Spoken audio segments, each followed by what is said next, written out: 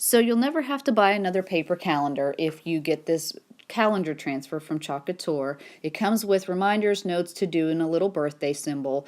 Now this I'm doing on a 23 by 35 inch board. It's a larger board.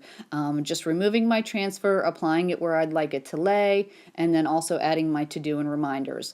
I'm going to be using our Chalkology custard chalk paste for the wording, and then Periwinkle for the remainder of the calendar. Now since this is larger, I highly recommend using a larger squeegee doing this. The smaller squeegee was kind of hard to work with.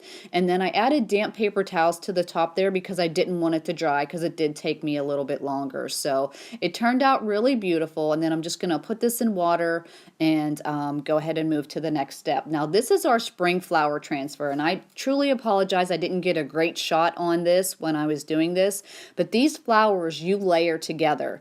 So there's like two pieces to most of them, and it's so beautiful. Wait till you see the end result. So you apply the solid piece of the flowers. I'm doing there in bubblegum up top.